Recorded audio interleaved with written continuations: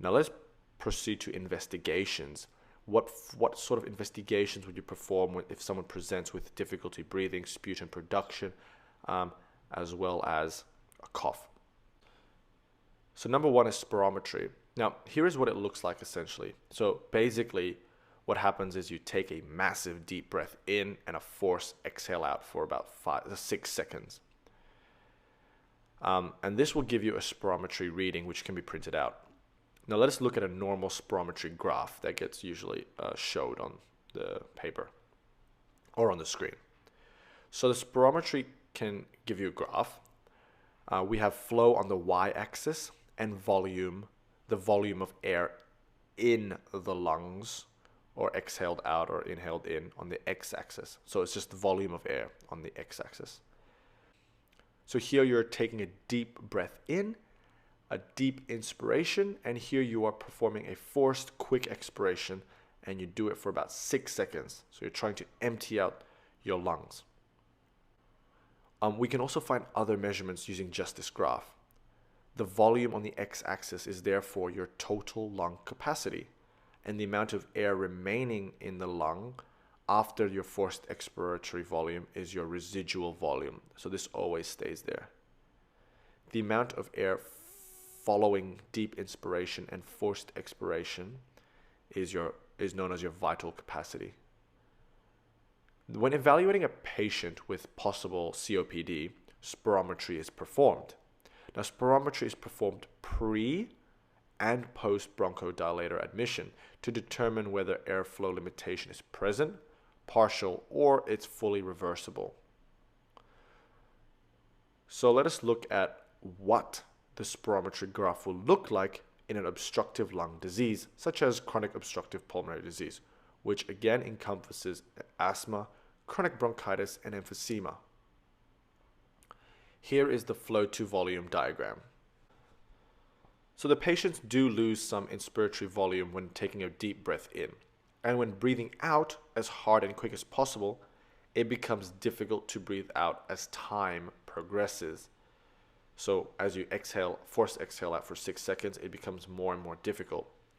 So you see here the dotted lines represent normal deep inspiration and normal forced expiration.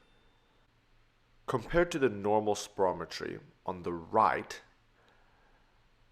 in the obstructive spirometry, you can see a dent in the forced expiratory phase, which is indicative of the obstructive pattern.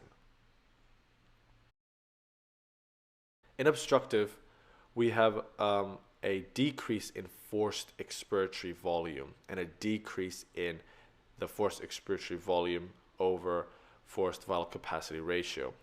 Now, a decrease of 70% of this ratio is indicative of COPD. So again, less than 70% is like a diagnosis. So because we looked at obstructive disease on the spirometry, we might as well look at restrictive lung problems. So restrictive lung problems is actually much more obvious in that if this was your normal breathing, restrictive gives you something like this, a big decrease in both flow and volume. Okay, so that was spirometry. Another investigation you can perform is chest x-ray, which helps you rule out cancers as well as other heart problems. But you do see some features in advanced COPD. So if here is a chest x-ray, you can see hyperexpansion of or hyperinflation of the lungs, which also means you could have a flattening of the diaphragms, which is a sign of hyperinflation as well. Here, we can have also pulmonary hypertension, which means that there is a prominent hilar vascular shadow. You also may find a bullae, a fluid buildup in certain types of emphysema. Also, when you look at a chest x-ray, the chest x-ray can look darker within the lungs. The gas, the air, so the lung shadow can look a lot darker because there's a lot of air trapped.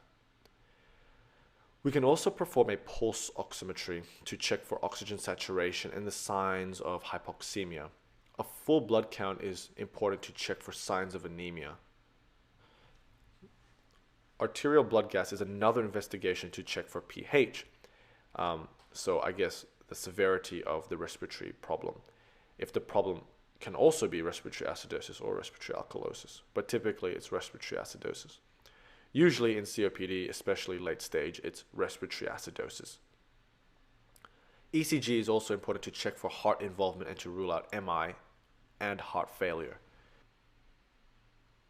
So here we are looking at an ECG strip. Here is a normal ECG with the PQRST waves. On an ECG, for a person who has severe chronic bronchitis, for example, we may see signs of right ventricular strain. And so this in a right ventricular strain on leads V1 to V4, we can see inverted T waves. Okay, so that was some investigations that you can perform, the main ones. Now people can have different severities of chronic obstructive pulmonary disease. They can have different severities. And so there is a classification made to categorize this. So the classification helps to assess the severity so that appropriate management and treatment can be made. So this is the classification, which is also for the diagnosis, by the way. So we will look at the stages, the severity of the COPD, as well as the forced expiratory volume 1. So let's look at stage 1. Stage 1 is mild severity. The ratio, the FEV over FVC ratio is less than 70%, which is again important because it diagnoses obstructive pulmonary disease. For mild COPD, the FEV1 is equal to or greater than 80 predicted. Now we'll look at mainly the American system, I think, but it's important to note the Australian. So in Australia, the FEV1 can be between 60% to 80%, and this can be classified as mild. Stage 2, which is moderate, the ratio is, again, has to be below 70 because that is your diagnosis of obstructive. The FEV1 is between 50% to 80% predicted, but in Australia, this is moderate is classified as between 40% to 59%. Then stage 3 is severe, which is where the ratio is less than 70%, which is, normal for COPD. And then we have the FEV1, which is between 30% to 50% predicted. In Australia, severe is classified as below 40%. And there's another staging, which is stage 4, which is very severe. This is where the ratio, FEV1 to FVC ratio, is less than 70%.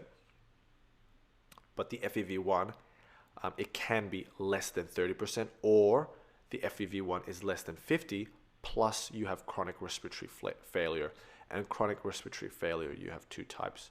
And this depends on the level of oxygen and carbon dioxide in your blood. So 4 stages, different severities, and different FEV readings. So that was the classification for the severity of COPD. Now, how did we come to that?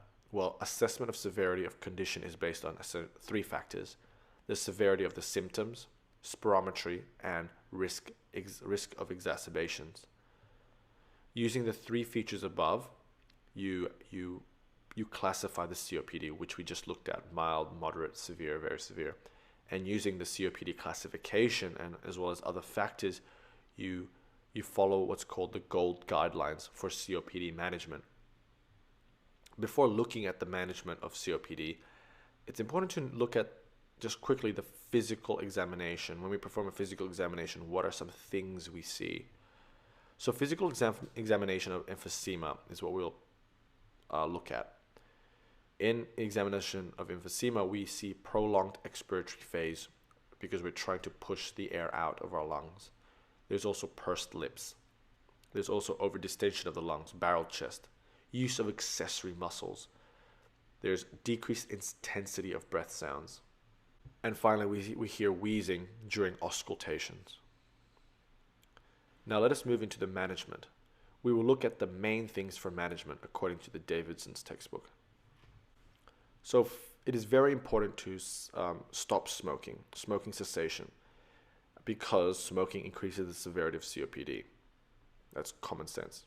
Number two is vaccination. It's important to prevent exacerbations of COPD because usually lung infections make things a lot worse. So by vaccinating the patient, you prevent further problems.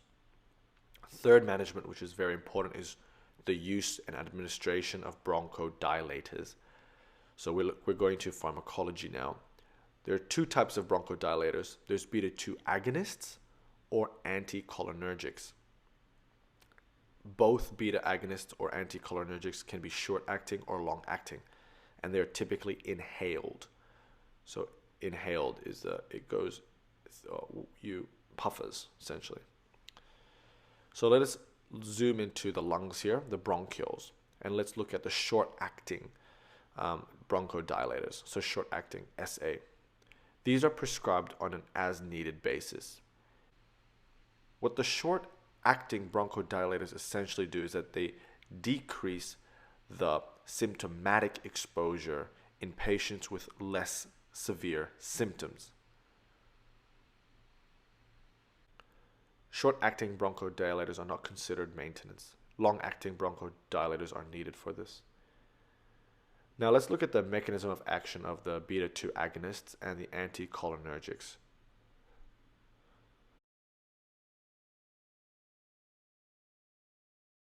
So let's zoom into the layers of like the smooth muscle of the bronchiole here. So here we have the epithelial cells which are surrounded by the smooth muscles. The smooth muscles can contract and relax depending on the signals they are receiving. So the smooth muscle have receptors on their cell surface. These are the muscarinic 3 receptors as well as the beta 2 receptors. The parasympathetic nerve supplies the smooth muscle of the airways and it releases acetylcholine. When acetylcholine binds to the M3 receptor, muscarinic 3 receptor, it activates the G protein intracellularly, which stimulates the phospholipase C, converting PIP2 to IP3. Essentially, what's important is that IP3 is then responsible for the contraction of the smooth muscles downstream through the release of calcium. Now, the short-acting muscarinic antagonists, they essentially inhibit these M3 receptors, and so because they block the M3 receptors on the respiratory smooth muscles, it also inhibits the downstream cascade, thus inhibits the contraction of smooth muscles. I hope that made sense. Now let us look at the beta 2 receptors. Well, adrenaline and noradrenaline from the sympathetic stimulation binds to this receptor and stimulates G protein again, activating adenylate cyclase. Activated adenyl cyclase converts ATP to cyclic AMP. An increase in intracellular cyclic AMP causes or results in smooth muscle relaxation. Cyclic AMP is important because it causes smooth muscle relaxation, and this is a good thing for obstructive lung diseases. And so prescribing short-acting beta 2 agonist stimulates the beta 2 receptors and thus leads to bronchodilation. So looking at long-acting drugs. Long-acting drugs are regularly scheduled. Long-acting inhaled bronchodilators are added for those who are more severe. And they do essentially the same thing but work for longer, essentially. And these are your long-acting muscarinic antagonists, which inhibits the M3, and your long-acting beta 2 agonists, which stimulates your beta 2 receptors on smooth muscles in the respiratory airways. Inhaled glucocorticoids are used in combination with long-acting bronchodilators, and corticosteroids are not used alone. Number 5, pulmonary rehabilitation is another very important aspect of management. COPD patients often have a decreased level of physical activity because of dyspnea. A decrease of physical activity leads to a vicious cycle, so we get worsening dyspnea because we don't exercise, we lose muscle. Now, pulmonary rehabilitation aims to break this cycle through several things. Firstly, by exercising, through exercise. 2, through nutrition, because 30% of severe COPD patients have protein calorie malnutrition, for example. 3, smoking cessation. 4, education of their condition. And 5, breathing exercises such as pursed lips, which helps with the gas trapping.